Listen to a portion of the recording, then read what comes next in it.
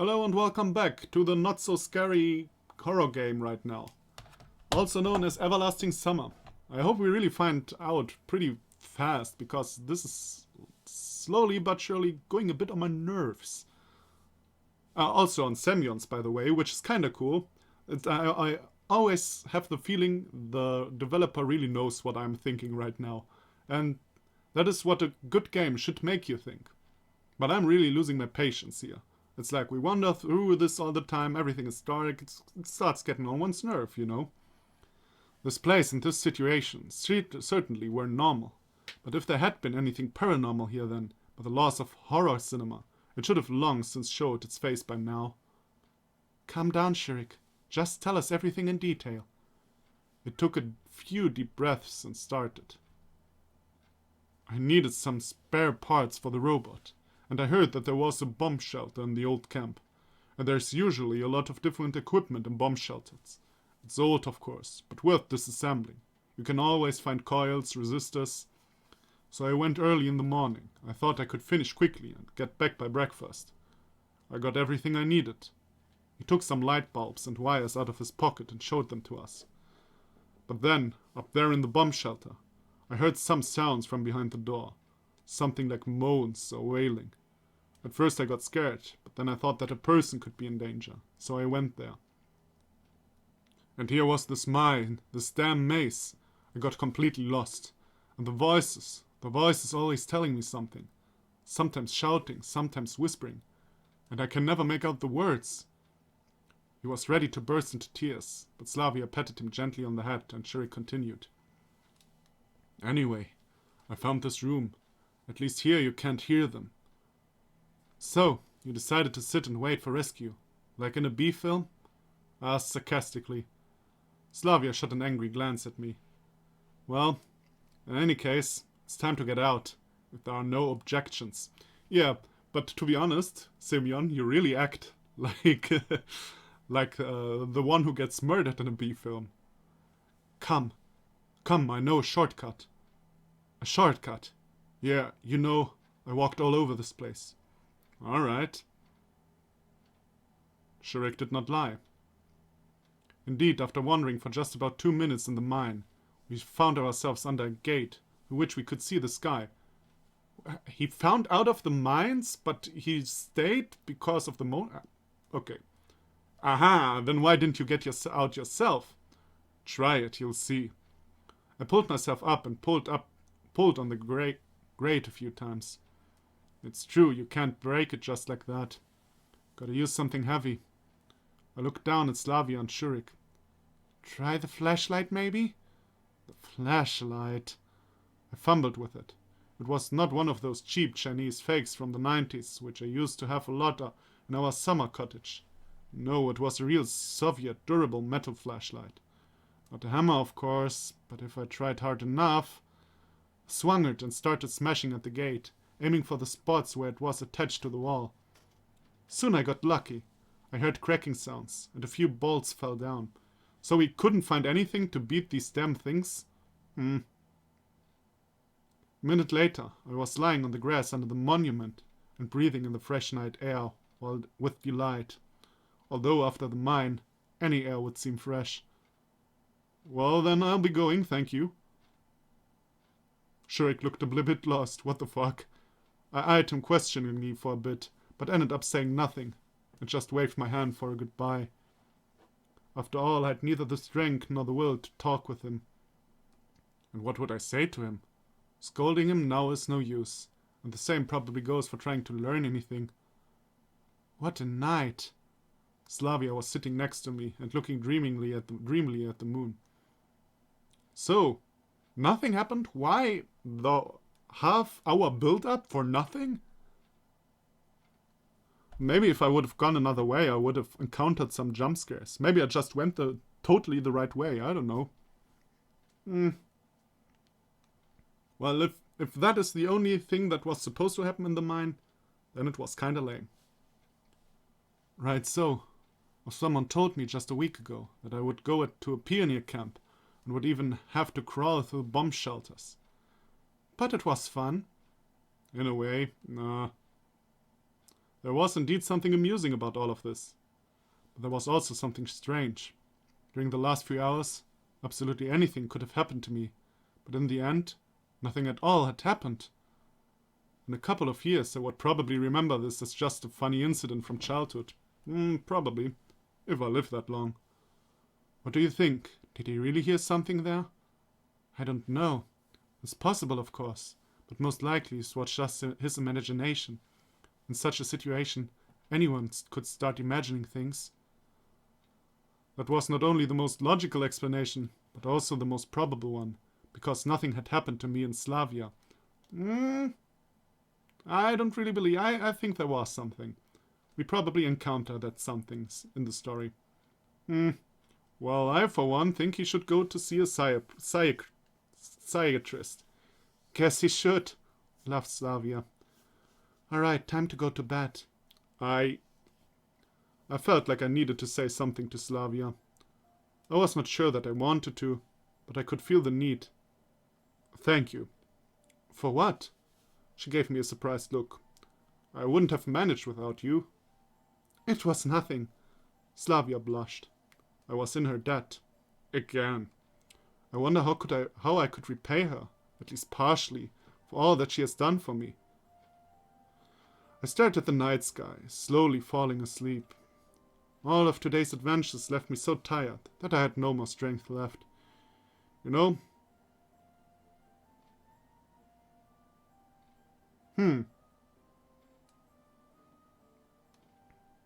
That came really out of the blue. You know, under different circumstances, I would have surely confessed my love to you. I said, losing touch with reality. Thoughts usually work much faster than common sense. But Slavia wasn't there anymore. It's probably for the best. At least she didn't hear. Though it's strange.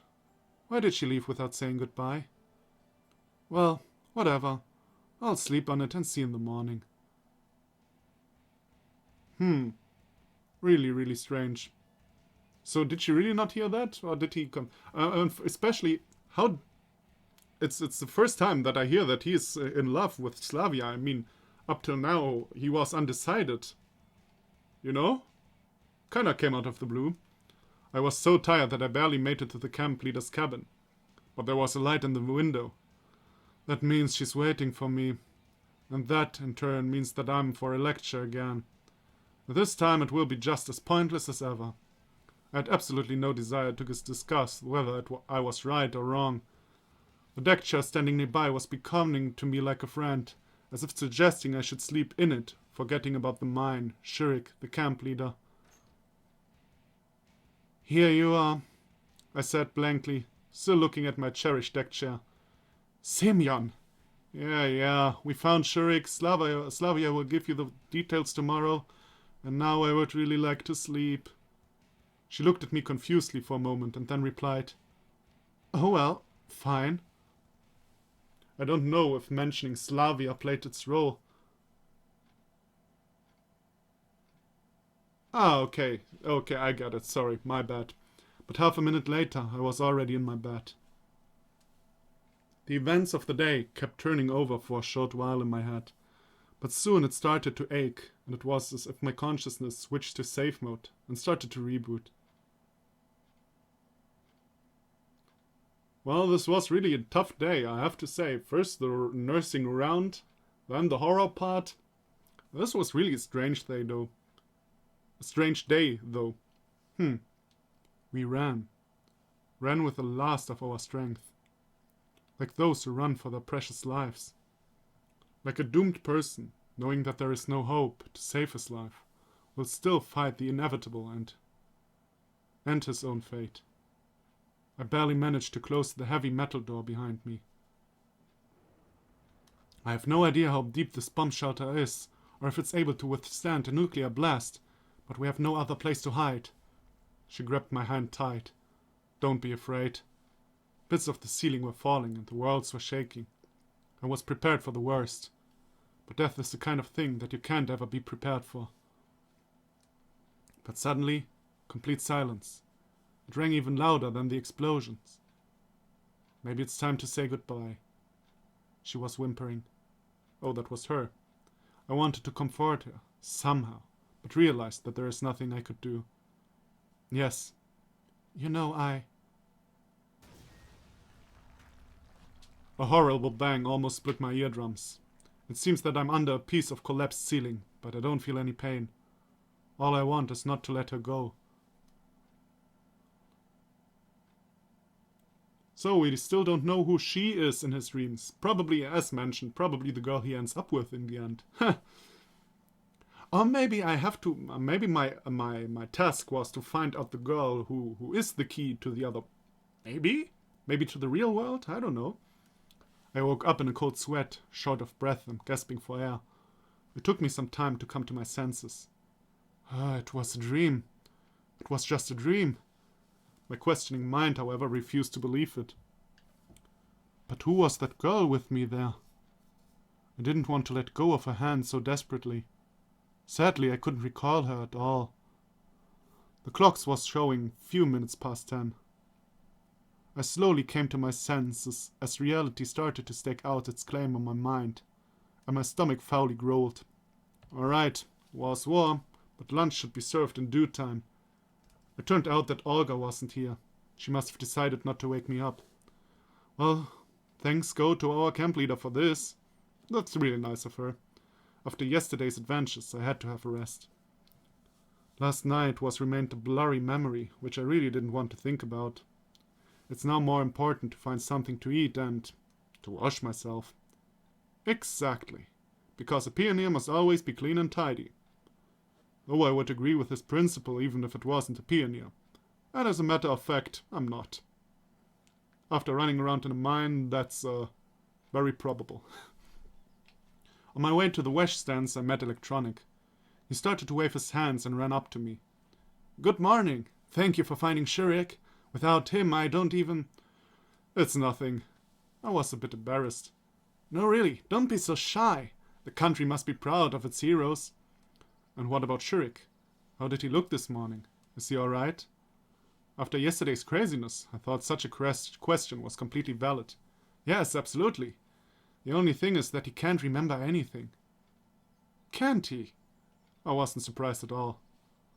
He says that he went to the abandoned camp yesterday and then woke up in his bed in the morning. I mean, he remembers nothing between those two events. Maybe he really just went psycho, I don't know. I see. Alright then. You missed breakfast, right? Come to our club. We'll feed you. I have something special. Electronic smiled in a conspiratorial way. Thanks, I'll come, probably. I had to wash myself first anyway. We'll be waiting. He waved at me and left to carry out his own business. There was nobody near the washstands. The winter turned out surprisingly warm today. Maybe it's warmer in general. It's been warmed up already, I guess. Having my face washed, I realized that it wouldn't be easy to wash the rest of my body here. Maybe I should go to the showers. But since there is nobody here, I turned the tap in such a way so water streamed parallel to the ground and started to take off my clothes. And what if somebody sees me? Well, I rinse and dry myself quickly and put on my clothes. This seems like a really stupid idea, but okay. The water, which seemed warm on my hands and face, felt bone-chillingly cold on my body. The whole washing process took no longer than 10 seconds, and I started to wipe myself quickly afterwards. But I didn't manage to finish anyway. There were voices coming in from the direction of the footpath. The only solution came to me in a split second. I grabbed my clothes and dashed into the bushes. A moment later, Lisa and Uliana appeared near the washstands. You could have done it by yourself. Why did you bring me here? Is it a big deal for you? Fine, let me. I peered at them and noticed that they were both covered in red paint. What a surprise. I wonder how they managed that. Ha ha ha! Alisa opened the valve and started to rub Uliana's back.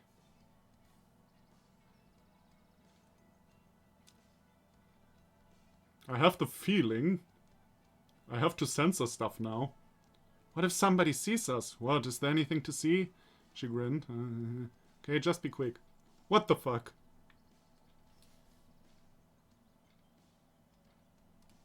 Is this censor-worthy, I wonder? By the way, you can still see her brass strap on the shoulder. Do you see? Right here. I don't know, you don't really see anything. I don't know. Oh well, I'll see when I upload this episode if I censor that or not. It was true that there wasn't much to look at, but even so I stared at the girls narrowly. It was a pity that they were standing with their backs to me. A minute later, Lisa managed to wash off all the paints. I'm done. Thanks. You're welcome. Elisa replied lazily. Listen, let me try on yours. She pointed at Elisa's bra. It won't fit you for sure. Well, I'd like to try it anyway. Oh, God. But out here, there's nobody here, right? Uljana looked my way and smiled archly. Was absolutely sure she couldn't see me in the bushes, but enough with this nonsense. Uljana wasn't listening to her anymore and grabbed Elisa's bra with a dexterous move instead. Now I have to confess, I had something to look at.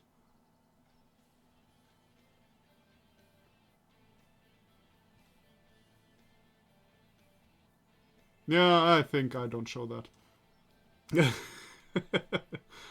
Okay, so they're chasing. Uljana took Alisa's bra. Okay, wasn't too long. Alisa and Uljana stood frozen, staring at me. Oh, they found him in the bushes. I tried to cover my nudity with my guilty face. The tableau lasted for a few seconds. Then Alisa took her shirt and somehow put it on an instant. You! Her face gone from red to purple. It looked like she would explode in a nuclear blast any second. The only thing I wanted was to disintegrate into atoms. And to get as far from the epicenter as possible. He was sitting there the whole time. So, she noticed me then. You. And I accidentally, you know what I mean. Alisa rushed at me. Covering my butt with one hand and holding my clothes with the other, I ran into the woods. It seemed the best solution to me at the time, as showing up naked in the middle of the camp accompanied by 2 screaming girls wasn't a good idea. I ran without looking back, and stopped a few minutes later to catch my breath. It seems that there was no pursuit. So, I managed to save myself, but at the cost of lacerated scratches and bleeding feet, as I had no time to put on my boots. I sat on a tree stump and sighed. Put your fucking clothes on. Okay. Sometime later, having dressed already, I left the forest. I need to decide what to do next. My feet are hurting, so I should go straight to the infirmary. That's, by the way, pretty stupid scene. Very just for the fan service, you know. But on the other hand, my stomach isn't going to wait either. Maybe I should accept Electronic's invitation. Or head to the canteen in the hope of finding something left to eat there. Well, I'd go to the canteen, to be honest. So, but we save, just as usual. Save game. I don't know really about electronic and stuff, and infirmaries seems stupid to me, so let's go to the dining hall. I always took good care of my health. And even better care at the moments when I couldn't bear it anymore. And now I was able to walk and my feet weren't even hurting much. So, my feet will heal up eventually, while hunger drives the wool from the wood. Surely, the pioneers didn't finish up everything. At least a couple of sausages, eggs, or in the worst case, a few pieces of bread should be left. It was so deserted and quiet around the canteen that I even hesitated for a second. Isn't it here where every pioneer seeks his happiness 3 times a day, and some even more often? Isn't it an oasis of this heated summer desert? Isn't it a secret chemical lab studying how types of meals unknown to science affect immature teenage bodies? Now this building looked more like a bastion abandoned by its defenders, a kind of La Rochelle left by the Huguenots.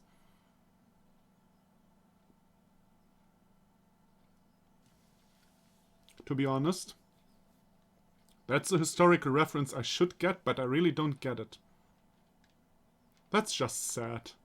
For me, because I'm stupid. Just get in and the ghosts of warriors who accepted heroic death will surround you. The canteen looked the way it always did though. It was just completely empty, except for Miku, who was cleaning a table. Seeing that, I quickly turned around and tried to sneakily escape, but didn't manage to make it. Hi, Simeon. Did you come here to eat? You missed breakfast, didn't you? I mean, I didn't see you. You could have been there, but I didn't see you. It's good that you came anyway. Hi. Well, yes, I just came. Wondering if there's anything left, maybe. There's nothing left. You need to wait for lunch. You won't help me. Help me, by the way. I'm cleaning up here. What for? What do you mean? She puffed up her lips and seemed offended. Somebody has to clean up. We do it in turns. You will have your turn as well. Thanks, but no.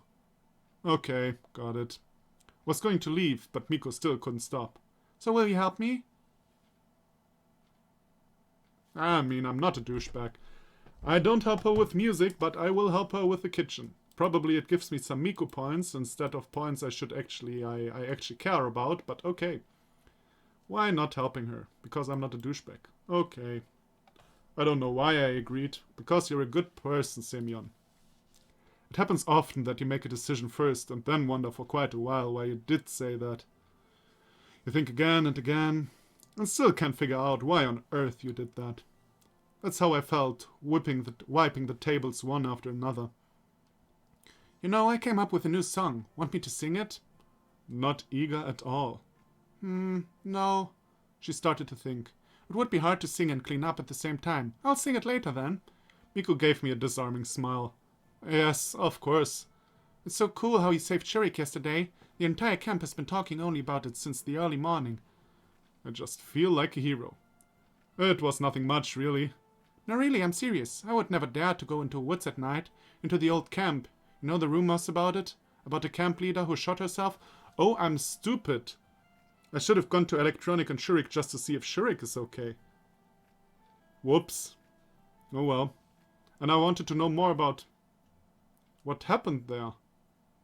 Oh, I'm stupid. Oh, I'm so stupid. Ah, fuck me. Before they said she hanged herself. And it's so scary in general. Yeah, it probably is. I tried to isolate myself from external stimuli and concentrate on the cleaning. It helped me to finish sooner than I expected. And now it's done. Thanks. There was quite a bit of time until lunch, so I decided to go for a walk. I picked a random direction which could be explained by the single word forward. In the end, I found myself at the square. This wasn't a surprise, as the monument of Genda appeared to be the central hub of this camp, and a kind of kilometer zero. I sat on the bench and started to think. 4 days have passed, and I haven't gotten even an inch closer to working out how I got here.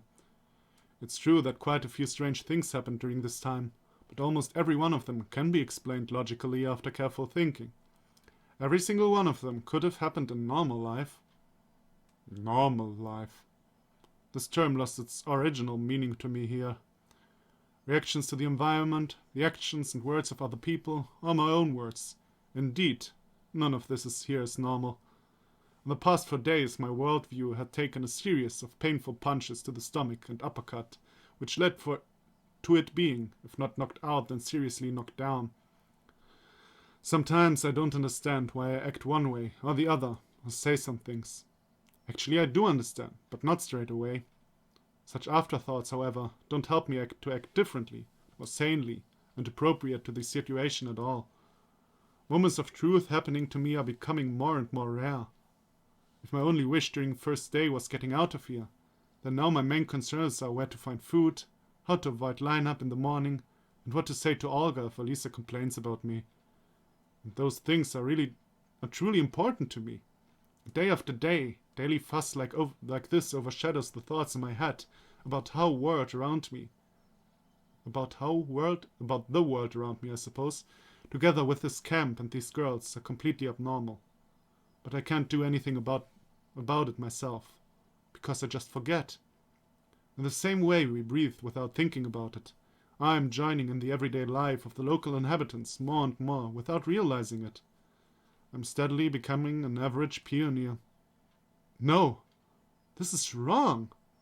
I shouted loud and slapped my face a few times. All of a sudden, the bell sound, calling the pioneers for the lunch, came from the loudspeakers. Finally! And there is what he said before. And it went flying away out of his head. I ran skipping along to the canteen, leaving my inspiring thoughts back at the square, where they could sound interesting to Genda alone, And only if he was alive. Who knows, maybe he is alive. The day has just started and I've gone through so many things already. But I did it, and now have legitimate grounds to fill myself up. Today I wasn't the last one, so I could choose a free table. Lunch included pea soup and mashed potatoes with fish. It was a major disappointment to me, as I don't eat fish in any form and hence will get fewer calories than usual. Why don't you eat fish, are you stupid? Soon Slavia and Lena came to my table. Can we? She smiled nicely. Yes, sure. I stood up and pulled out a chair for her. Please. I was in excellent mood at the moment. Hey, for Lena as well, don't be a douchebag. Enjoy your meal. Saying that, Lena began staring at me and continued for some time, but then, after realizing how odd she looked, switched to her plate. You too. Do you have any plans for today, Semyon? Nope. I gave her an honest answer, as indeed I had no plans. Except for searching answers, but that was more like a global goal. Do you want to take a boat ride to the island with us? The island? Well, I think I've seen it from the pier. For what? Olga asked us to gather some strawberries. There are lots of strawberries there, and they are so delicious. I could imagine the taste without even eating it, just by looking at Slavia's face. Strawberries. And what are those for? I don't know, but it's indeed a great idea. Well, indeed it is. Moreover, I haven't been to the island yet. Yeah, sure. I really don't get to decide anything anymore, huh? Within minutes, we were already standing at the pier. Well, here's the boat. Hang on, I'll go and fetch the paddles now. I was left face to face with Lena. Do you like strawberries? Well, not really, but they are tasty. Lena smiled. I see, that doesn't really make sense. I didn't know what to say next, how to continue the conversation. If Slavia didn't come back, we could probably sit there till the evening without saying a word. Here you go. She handed me a pair of hefty paddles. Yeah, thanks. Oh, he has to paddle alone, poor boy. You know, I thought in the Soviet Union men and women were equal. Why does he have to do all the work? We got into the boat. I untied it, pushed off the shore, and tried to start paddling. And where exactly are we heading to? Right there. She pointed her finger at the island. That island is named the closest one. Ah, that's convenient. I wonder what captain gave it such an original name. Well, the island is indeed close to the shore. Aye, aye, Captain. If only I had known what was waiting for me ahead. I wasn't an experienced oarsman. I'd rowed a boat just once or twice in my entire life. It was less than a half mile to the island, but we were making our way in zigzags thanks to my skills. By approximately the middle of the trip, my arms hurt so badly that I dropped the pedals to get some rest. Yeah, you're really not buff, dude. Well, aren't there any strawberries anywhere else? I mean, in more accessible places? But the tastiest ones grow there. Slavia gave me a puzzled look. Is it hard for you to row alone? Lena, unlike Slavia, understood everything straight away. Oh, it's nothing. Anyway, I couldn't let a fragile girl help me. You're really sexist, dude, but still. I get where you're coming from, but not the wording you are doing. The rest of the way I spent concentrating on staying alive or getting to the island. Slavia and Lena discussed something, but I wasn't listening. That was too much for me. At last, we arrived. Completely exhausted, I got out on the shore and looked at the boathouse. It seemed so far away that I felt like a first person on the moon watching the earth rise. Here you go. Slavia handed me a basket. It was a small island, barely 100 meters long, so he had to row and now he has to collect. That's kind of unfair. And it looked more like a birch grove with even rows of trees covering its entire surface. A calm green sea spread beneath our feet, with wind causing lonely waves on its surface from time to time. This island looked like a lost paradise. It's no wonder that the most delicious strawberries grow just here. We've got to split up. That way we'll do the job faster. Yeah, sure. But there are only 2 baskets, said Lena humbly. Oh, you're right, my bad. So, how are we going to split up then? Sorry, Lena, I made my decision for these games. It's kinda unfair of letting Lena go alone. It's really kind of not nice for me. But you know. Semyon is a 17-year-old boy now. He has hormones going on and shit.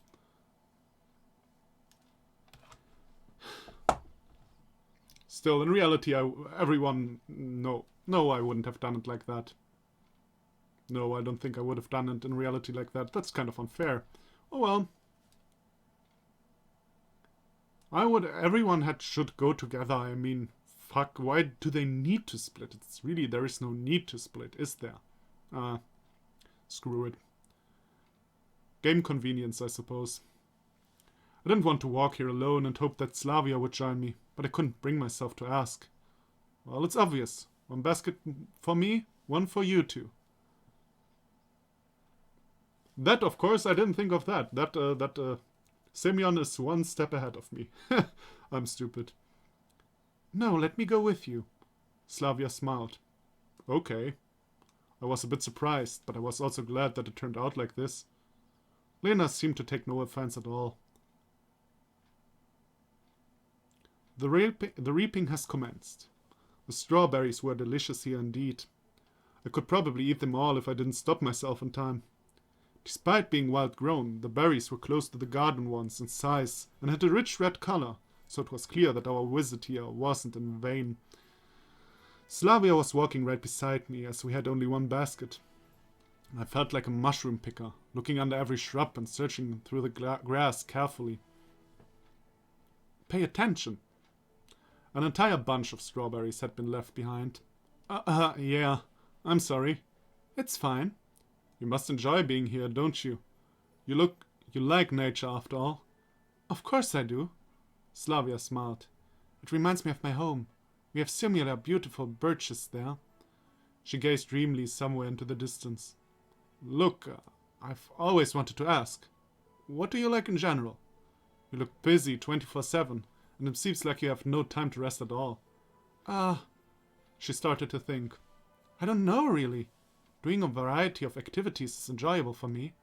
Well, that's understandable, but still. I like knitting and sewing. Things like that. Slavia took a handkerchief out of her pocket. There were red, yellow, and green flowers embroidered on it. They were entangled with each other in a complicated way, creating sophisticated geometric forms. Such a typical Russian handmade handkerchief. Glimpsing it, I instantly imagined Slavia dressed in an ancient saffron, sitting on a bench beside a ramshackle house with a crowd of playing children running around. And you're making fun about Soviet fashion, my friend. That's quite cute. Thanks. Let me give it to you as a gift. Aww. Such a proposal embarrassed me. You shouldn't. No, take it. I looked at the handkerchief once again and put it into my pocket. Thank you. There were so many strawberries here that after a mere half an hour we had the basket filled up to the brim. It seems we are done. Yes. We've got a lot, so it should surely be enough. When we got back to the boat, Lena wasn't there yet. She would need more time to fill the basket by herself. Oh, wrong way around. She would need more time to fill the basket, you know. Yeah, I guess so. I looked at the river. Sun sparkles happily by dancing across the water surface. Sun sparks happily dancing across the water surface were the only thing, that distinguished it from a mirror. That's how calm the river seemed. What are you thinking about? Nothing really. And you? Me? What will happen once vacation is over? We'll have to leave this camp and go back to our homes. Will I ever see anyone I met here again? Will I ever see you again? She looked at me with her eyes so full of sorrow that I couldn't think of what to say. Especially an important question for him, since he doesn't even know how to return and if he can return and when to return. Lena came out of nowhere, breaking the silence. Oh, you're done already. Here. She showed us a basket full of strawberries. Great! Now we can go back. And I still had Slavia's face and those words of her on my mind. Sadness and sorrow weren't the kinds of emotions typical of her. Could she be hiding them all the time under a mask of cheerfulness? I had no answer to this question, and I knew I couldn't find one either way. Maybe later. Maybe later. The way back took less time as I tried to concentrate on rowing and ignoring everything else. My only wish was to get back alive, as the first trip hadn't gone without consequences, and now my hands started to hurt after only a few sweeps of the oars. Yeah, that's probably the worst thing, like the hands. If you're not used to grabbing all the time and rowing, not even that your muscles, but you have like strains on your hand and stuff like that, that's really shitty if you're not used to working with your hands. Having tied up the boat, I fell to the ground with no energy left. Slavia and Lena leaned over me. You could have said something if it was so hard for you. Yes. Never mind. It's fine. I'll just lie here for a bit, and everything will be alright. Okay, then get those baskets to Olga, please. We have something else to do. Yeah, sure.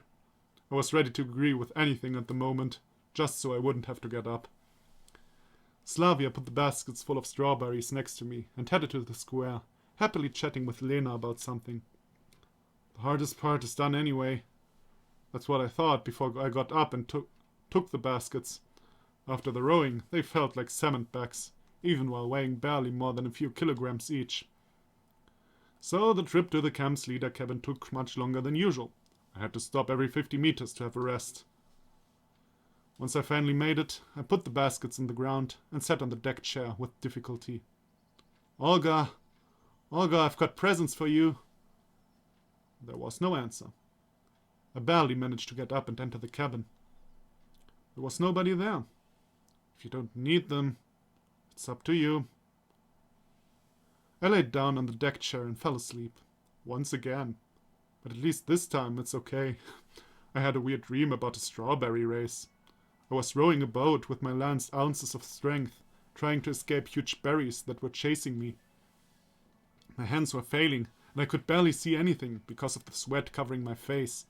Blood was... Maybe you couldn't see anything because you have no eyes. Ha! Wanted to bring in this pun at one point, but hadn't had the opportunity yet. Blood was hammering in my temples, but the strawberries were getting closer. They were baring their teeth at me. But wait... Strawberries with teeth? Semyon! I woke up. Olga was standing beside me, shaking my shoulder. I see you got a rich harvest, didn't you? Yep, I tried my best, thanks to the girl's help. Well, who in the hell are you to say, yep, I did it all alone? Because I am so great. Thanks to the girl's help, of course. Okay, but that's not all. Seriously, I was just anticipating the lovely rest I was about to have. Do you even know what these strawberries are for? Not a clue. What an honest confession. We'll make a cake out of them. I see. Well, that makes sense. To honor the miraculous risky of Shurik. And it's all thanks to you. It was clear that getting the strawberries wasn't the last thing left to do. And why, please tell me, if I am such a hero, why do I have to organize a celebration in my name, all by myself? Well, I guess. So, I have an important task for you, of course. We are missing yeast, flour, and sugar. I need it all in the canteen before dinner. And those who will make the cake can't deal with it on their own somehow? I asked pitifully. Of course they can't. All of them are busy. And you are the only one in the whole camp who does nothing. While her words were partially true, that doesn't make it any easier for me. Moreover, those words felt like a bullet to my heart. So write it down. You'll get yeast in the infirmary, flour in the library, and sugar in the clubhouse. That seems pretty unlikely, but okay. Infirmary, library, clubhouse. Wait, I have no time, I'm in a hurry. Good luck. She smiled slyly and left. Of course, there are a lot of strange things in this camp, but yeast in the infirmary? Okay, I can deal with that, but flour in the library and sugar? No, it's way beyond my comprehension. I spat on the floor. I don't want to, and I will not believe this. Tell me you're just tell me you're pulling my leg. I would not be surprised if a crowd of fat green trolls would appear here right now beside me, with every one of them feeling obligated to laugh at me. Yeah, probably. She probably... Is she really pulling his leg? Or is she not joking? So maybe to hell with this cake. I'll wait my options for some time. No, if such a major plan of Olga fell through, it would be for a world... I would be in for a world of hurt. Like you faced Brock Lesnar, haha, wrestling references. And it would complicate both my life in the camp, and my search for answers, which I've stopped for quite a while. It seems I have no choice. So I have to do everything anyway? Wow, but I'm already 40 minutes in. Well, let's stop this madness right here. Well, the other island is called Long Island, so we really are in New York, aren't we? Well, that was a rather long episode. So, I suppose I'm on the Slavia way now? Something like that? We'll see about that. And that in the beginning was really dumb, wasn't it? Like, who would get naked at the washing thingies and not go to the shower? Like, for real. Really stupid. Oh well. Alright, thank you everybody for watching. Come back for the next part and find out how good the cake is, or I don't know. And I really should have gone to Electronic and Co. But I will go to Electronic now, so maybe I get some informations. We will see. Alright, see you then. Bye bye.